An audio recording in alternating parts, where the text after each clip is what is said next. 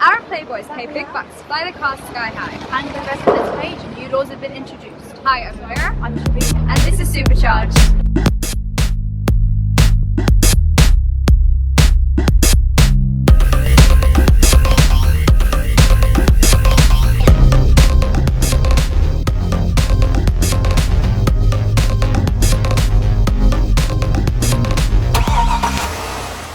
We went to Kensington, which has always been known as a playground for playboys. However, more recently, increasing numbers of supercars have turned this area into a millionaire's motor show.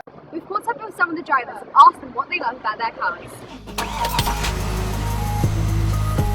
This is a Lamborghini Aventador. It's one of the newest models out there. But majority of people want to see these road cars out on the road, especially for tourists. They come to London to see these cars. Like, I've actually been stopped.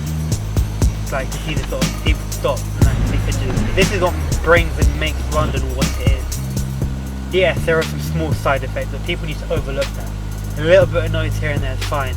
But people want to see the bigger picture. This is these cars bring money to London. Some keep their cars here waiting their annual trip, but others ship or fly their cars out, costing around £20,000 back to the United Kingdom.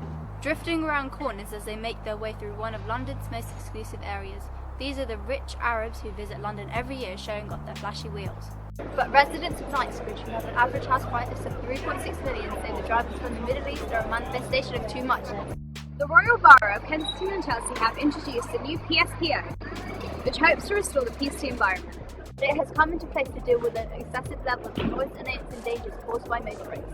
The laws will be enforced between the hours of night, and if broken could land the offender with a fixed penalty of £100. We spoke to Councillor Tim Ahern, a Cabinet Member for Environment in the Royal Borough of Kensington and Chelsea. The government brought in new environmental legislation about 18 months ago, which became effective in May of last year. And within that new legislation was the opportunity of trying to prevent antisocial behaviour by creating PSPOs, which are public space protection orders.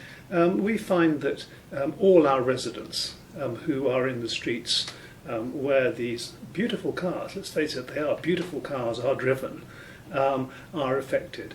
There is something about supercars where it's either that they don't have a very good silencer or they add something which makes extra noise. But a lot of our residents work. Many of them are in bed by 10 or 11. And if you find there is a supercar driving up and down your street every 15 seconds, you don't get much sleep. I think that while London remains the city that nearly everybody wants to live in and to be seen in, it will attract more and more of these cars. Motorists are now prohibited from revving their engines, rapidly accelerating, leaving the engine of a stationary car running, racing and causing obstruction.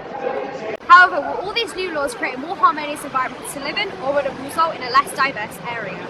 Is there a way to stop the residents from having sleepless nights? We had an interview with a BMW representative who talked about their new car, the BMW i8. The BMW i8, first introduced as the BMW Concept Vision Efficient Dynamics, is the world's first and only petrol-electric hybrid supercar.